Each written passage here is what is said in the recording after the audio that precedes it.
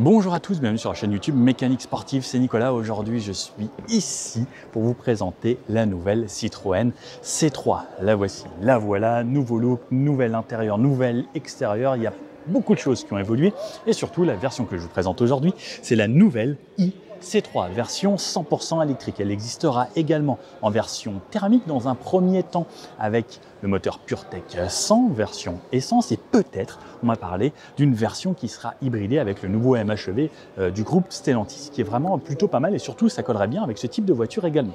Cette version 100% électrique, c'est ce qui est super important à noter, c'est surtout son prix déjà. 23 300 € pour cette version avec la grosse batterie. Il y aura une autre version qui arrivera en 2025 qui coûtera seulement 19 990 €. Et ça, c'est quand même assez incroyable pour une voiture électrique et surtout qui est française, qui sera produite en Europe. Elle sera produite en Slovaquie. Donc c'est plutôt intéressant, surtout d'être sous les 25 000 €, ça commence à devenir intéressant. Surtout comme on peut le voir, c'est une voiture qui est bien finie, c'est une Citroën, il y a des suspensions confortables, des sièges confortables, on en reparle en détail lorsqu'on fait le tour de la voiture. Mais voilà, bravo à Citroën d'avoir sorti ça. Franchement, gros coup de pouce bleu là-dessus, puisque à ce prix-là, et avec une voiture intéressante et spacieuse et plutôt bien finie, qui ne fait pas de cheap comme certaines de la concurrence, eh bien je pense que ça va être un carton. N'hésitez pas à me dire ce que vous en pensez. Excusez-moi. Je vous vois là, vous tous, regardez cette vidéo, j'en suis sûr que vous n'êtes pas tous abonnés. 90% des gens ne sont pas abonnés. Si vous pouvez cliquer là sur la petite cloche juste en bas, ce serait un vrai plus. On est bientôt à 100 000. S'il vous plaît, pour Noël, on arrive à 100 000. La Citroën C3 elle a déjà été vendue à plus de 5,6 millions d'exemplaires dans le monde. C'est juste énorme. Donc on connaît parfaitement la C3 et on a eu de toutes les générations depuis 2002. 2002, ça remonte, il y a déjà quand même pas mal d'années. Parlons de cette version 100% électrique. Au niveau du moteur, on aura un moteur de 113 chevaux. Il pourra aller jusqu'à 135 km/h, vitesse maximum limitée bien sûr pour ne pas consommer excessivement, puisqu'on sait que les voitures électriques à haute vitesse et sur autoroute, ça consommera un petit peu plus. On a une batterie LFP qui fera elle 44 kWh. Batterie plutôt compacte, ce qui va permettre d'avoir une voiture assez légère, qui va normalement préserver un petit peu l'autonomie, puisque plus c'est léger, plus c'est facile à transporter. Le fait de ne pas avoir trop de puissance, et bien également, ça va faire en sorte d'avoir normalement des consommations plutôt modérées. Ils annoncent 320 km en WLTP pour cette voiture. 320 km à ce tarif-là, c'est quasiment imbattable actuellement. Et quand je vous donne ce tarif, c'est bien sûr entendu sans le bonus. Ça veut dire qu'on sera aux alentours des 18 300 € pour cette auto. Au niveau de la recharge, elle pourra se recharger en 7, en 11 ou 100 kW. En gros, 26 minutes pour le 20 à 80%, ce qui est plutôt intéressant. Le 0 à 100 se fera lui en 11 secondes, ce qui est dans la moyenne des véhicules de ce style. On est souvent aux alentours des 10 secondes, ce qui est plutôt correct. Par exemple, actuellement, j'ai la nouvelle Peugeot i308, qui est quand même un modèle qui vaut beaucoup plus cher. On est quasiment à 40 000 €. Il fait le 0 à 100 en 10 secondes 5. Au niveau des dimensions de la voiture, toute petite évolution, 4,01 m de long, 1,76 m de large sur 1,57 m de haut. Par contre, il y a pas mal de choses qui ont évolué. La garde au sol, elle s'est surélevée d'environ 2 cm. Cette fois-ci, on passe à 16,3 cm de garde au sol. Et pareil, au niveau de la position de conduite, comparé à tous les véhicules de ce style, 10 cm de plus pour le conducteur, qui permet d'avoir une position plus haute, plus agréable, plutôt typé, genre limite peut-être un petit peu SUV. On peut le voir au niveau du style, on a l'impression que ça se grossit un petit peu comparé effectivement à la dernière C3. Il y avait la C3 Aircross qui ressemble un petit peu à ça, et peut-être qu'il y aura les versions Aircross aussi de ça. Qu'est-ce que vous en pensez? Le style différent. Également, comme c'est une version électrique, il va y avoir la nouvelle application e-Route qui a été lancée il n'y a pas longtemps avec le C5 Aircross, je vous en avais peut-être parlé dans la vidéo. Application pour planificateur de route, les recharges, etc. Suivre sa voiture, et il y aura même une autre application spécialement dédiée pour pouvoir préchauffer sa voiture lorsqu'on est à la maison, comme c'est une électrique.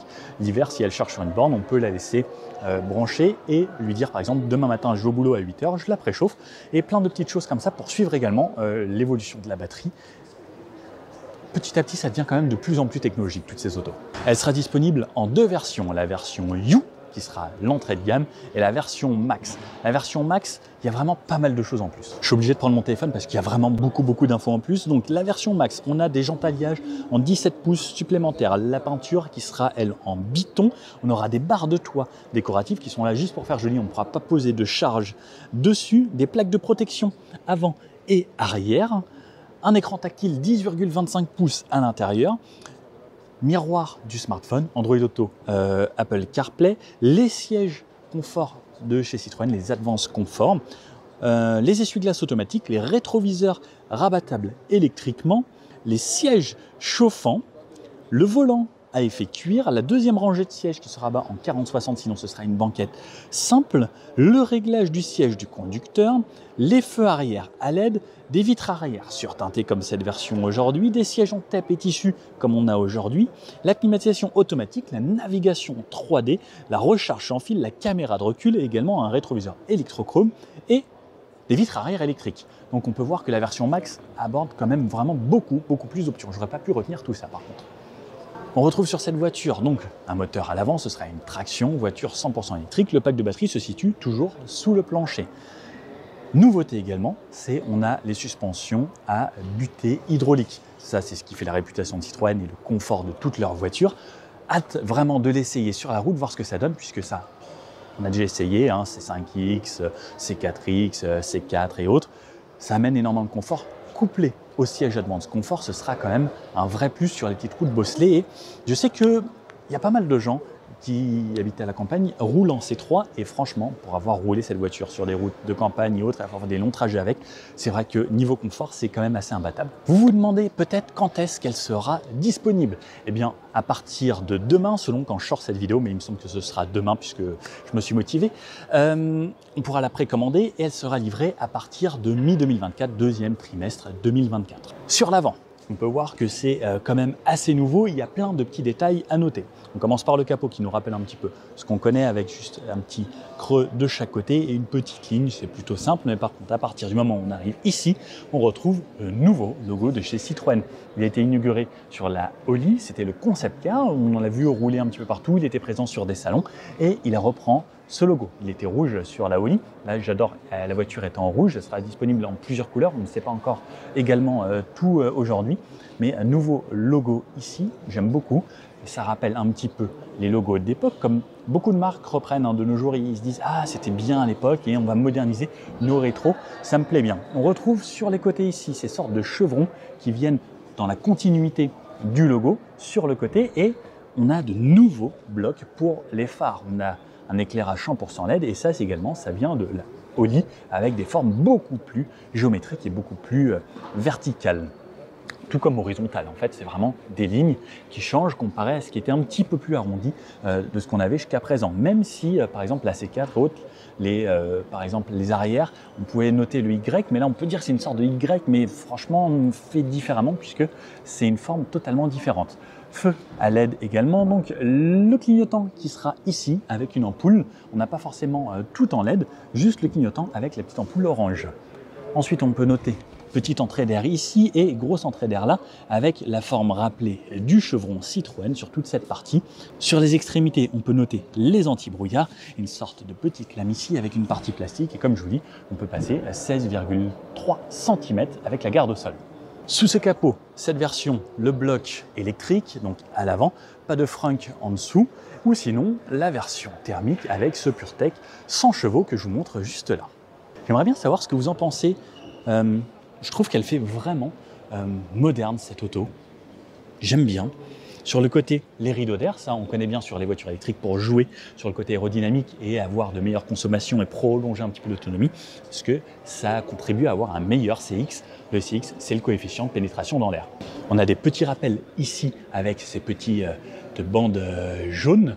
J'ai vu tout à l'heure un où c'était le drapeau de la France, je trouvais ça super cool. Sur le côté, on a l'impression d'avoir une sorte de petit mini SUV, je ne sais pas si ça vous rappelle quelque chose. Donc on peut voir sur l'eau, ici ces barres de toit sur cette version Max avec le Citroën. Donc là on a la version Biton. Des entourages ici en caoutchouc, de petits rappels de cette bande également de cette façon. De ce côté-là, des jantes diamantées. plutôt sympathique. Les jantes sont en 16 pouces, on a le petit rappel, le i ici pour nous rappeler que c'est une version électrique, et même sur les arches de roue, on peut noter le chevron ici. Alors inversé comparé à l'avant, mais ça a ce petit style sympa et on peut voir, comme sur les SUV, les crossovers, donc cet entourage ici, on a l'habitude de le faire de plus en plus. Des poignées type frigo ici en noir qui va avec le biton, tout comme ces rétroviseurs. On n'a pas de caméra 360, mais on a quand même la caméra de recul. De ce côté-là, on a la trappe de recharge, on pourra recharger en 7 kW, en 11 kW ou jusqu'à 100 kW avec la prise combo pour le rechargement rapide. La voiture a été un petit peu relevée, on le voit également ici, donc normalement c'est censé pouvoir passer partout. Sur la partie arrière, on peut voir là-haut la petite antenne pour la radio, un petit béquet avec le feu stop qui est derrière la fenêtre. L'essuie-glace bien pratique, vite surteinté puisqu'on est sur une version max. À l'arrière, on peut voir également des blocs optiques différents de ce qui se faisait avant avec les mêmes signatures. On peut voir donc ces deux traits parallèles et ce gros trait vertical. Sur cette partie-là qui vient d'un feu à l'autre, ça on le connaît, c'est la technique pour élargir un petit peu les voitures également. On retrouve un petit peu les chevrons, cette fois-ci dans le sens du logo, tout comme à l'arrière. On a le même logo qu'à l'avant avec ce nouveau design de chez Citroën, partie peinte. Jusqu'ici, ensuite, on a une partie entièrement en plastique avec, encore une fois, les chevrons de ce côté-là. Je ne sais pas si ça c'est l'anti-brouillard, mais en tout cas il y a un truc LED en plein milieu et de ce côté-là, les radars de recul et la caméra qui se situe en plein centre avec une belle finition. Ils n'ont pas mis juste la caméra, ils ont mis un petit truc sympa. Comme c'est une version pré-série, je vais changer de voiture parce que le coffre, celui-ci est fermé. Bon, on a une version blanche ici avec le coffre qui s'ouvre. Au niveau du volume de coffre, 310 litres. En dessous, on retrouve un petit peu d'espace pour quand même mettre le kit anti-crevaison.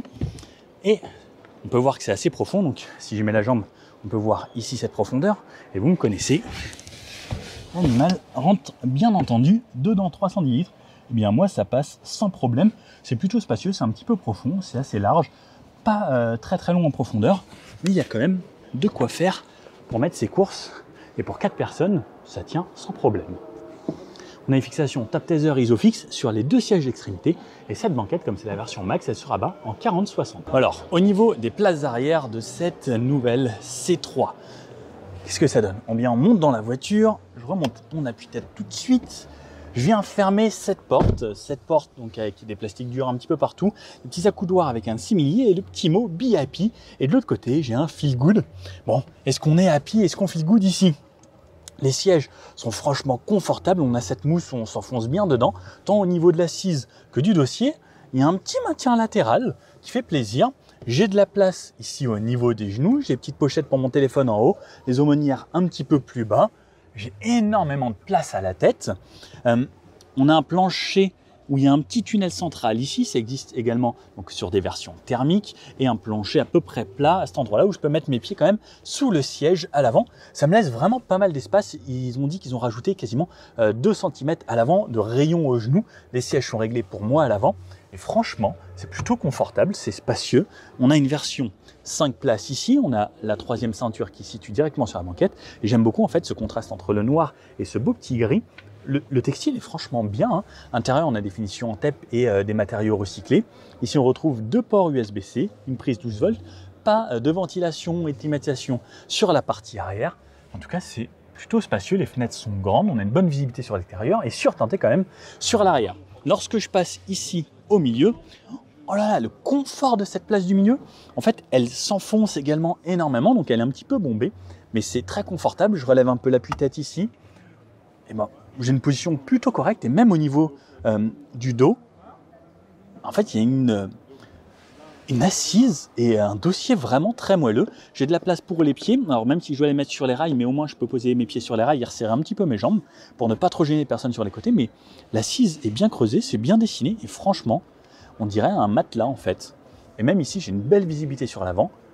Bah, ça reste vraiment agréable et pareil de ce côté-là, les poches en haut et en bas. On est vraiment pas mal. Bon, j'ai changé de couleur, mais voici l'intérieur. Donc, poignée, petit frigo juste ici. Et je vais vous présenter l'intérieur. Donc, partie plastique sur les portes avec le petit simili cuir. Bicool ici, ce que j'aime bien, c'est tous ces petits mots un petit peu partout répartis dans la voiture. Une sorte de simili ici. Les boutons pour les fenêtres et les rétroviseurs. Et la poignée, ici, un petit t'insère pour faire joli. On a bien sûr 2 pédales puisque c'est une voiture automatique. De quoi ouvrir ici. Alors là, on peut voir tous les journalistes ont mis leurs pieds. Les sièges Advance Confort ici couplés à cette suspension confort, je pense que ça va être vraiment le top du top et on peut le voir. Enfin vraiment l'impression d'un beau matelas. Les finitions sont plutôt jolies. Hein. On peut voir là qu'il y a plusieurs textures, même les surpiqûres.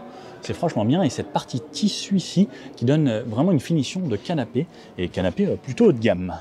Allez, hop, je rentre à l'intérieur là. Et me voici donc sur ce nouvel intérieur. Ce volant me fait penser vraiment à un volant soit de voiture de course, soit de jeu vidéo. En fait, il est petit. Il reprend un petit peu ce qu'il y a chez Peugeot, je trouve, avec un méplat sur le bas qui est vraiment haut. Et sur le haut, c'est pas vraiment un méplat, il est beaucoup plus arrondi, mais avec une légère courbe. Le Citroën au centre ici. Sur la gauche, on va voir les aides à la conduite avec le régulateur limiteur de ce côté-là. Et de ce côté-là, ça va être les médias. Donc on peut voir que c'est des nouveaux boutons qui viennent d'apparaître sur cette voiture avec ce nouveau style, nouveau logo Citroën. Donc il reprend un peu ce qui se faisait à l'époque avec ce côté néo-rétro comme ils disent. Derrière, on a ici les feux. Hop, on peut passer feu de jour, automatique. Les appels de phare. Alors, non, c'est peut-être ils n'ont pas tout activé comme fonction. Juste ici et de ce côté-là, ça va être les essuie-glaces. Vous pouvez voir, il n'y a pas de compteur à travers. Eh bien, c'est passé un petit peu comme chez les confrères de chez Peugeot. Ça va être une sorte d'affichage tête haute qui sera toujours au-dessus. Alors là, on a un petit compteur, mais franchement, je le vois plutôt bien. Et même si je me rapproche, je conduis toujours avec le volant un peu plus bas, mais pas si bas que chez sa petite sœur. Compteur très simple, comme on peut le voir, tout en digital. Il me reste 96% de batterie, la vitesse ici, le régulateur, les feux. Et si je passe en charge ou autre, c'est quelque chose de très simple, mais suffisant. Hop, désolé, il y avait du son, c'était ça le grésillement. Donc on ne capte pas la radio là où on est.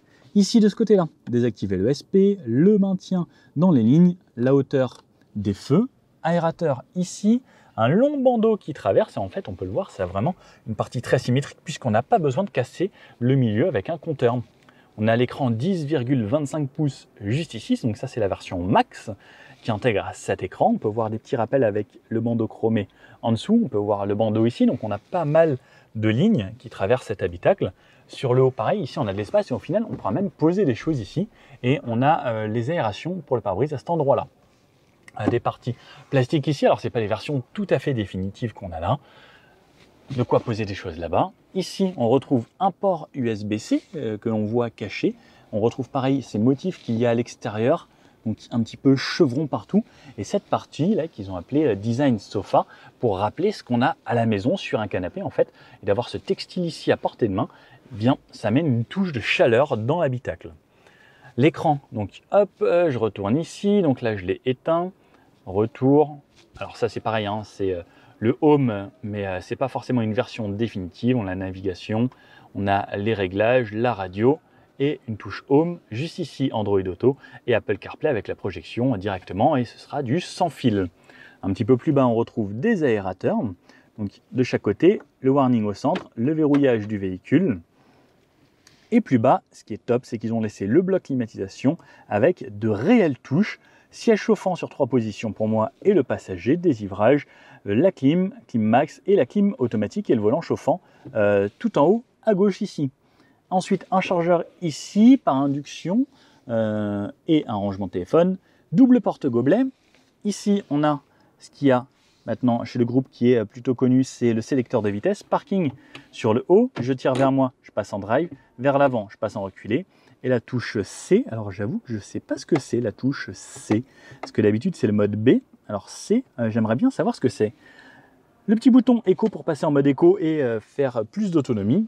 Le frein de stationnement qui est ici directement en électrique. Un petit rangement, un autre port USB-C ici, un accoudoir et à l'intérieur un petit peu de rangement. On pourra mettre des petites bouteilles de 50 centilitres.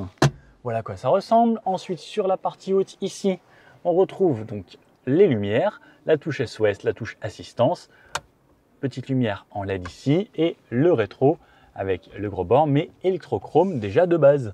Des enceintes sur les montants et dans les portes. Bon, j'avoue que j'ai hâte de voir ce que ça va donner sur la route, mais en tout cas, je trouve ce véhicule très sympa. Alors c'est plutôt sobre, s'il y avait un intérieur un petit peu plus clair, malgré le fait que déjà qu'il y a ces sièges et autres, je trouverais ça genre vraiment tip top, mais en tout cas pour le prix, je pense que c'est imbattable actuellement.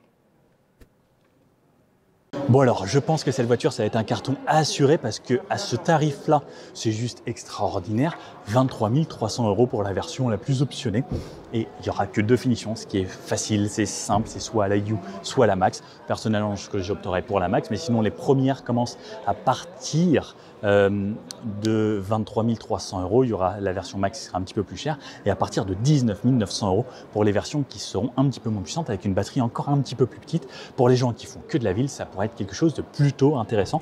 Mais je pense que j'opterai quand même pour la version la plus optionnée qui reste quand même vraiment très abordable, bien équipée et puis ça reste une voiture sympathique avec le nouveau style de Citroën qu'on va retrouver de plus en plus. Ils nous ont présenté rapidement le futur SUV de la marque avec quelques petites esquisses et ça reprendra quand même pas mal ce qu'on retrouve sur les feux à l'avant, à l'arrière et autres et cet intérieur qui se modernise. Hâte de voir tout ça. Bon, n'hésitez pas à mettre dans les commentaires ce que vous pensez de cette voiture. Puis le petit pouce bleu si ça vous a plu. N'hésitez pas à vous abonner. On est bientôt 100 000 sur cette chaîne. Puis je vous dis à bientôt pour une prochaine vidéo. Ciao!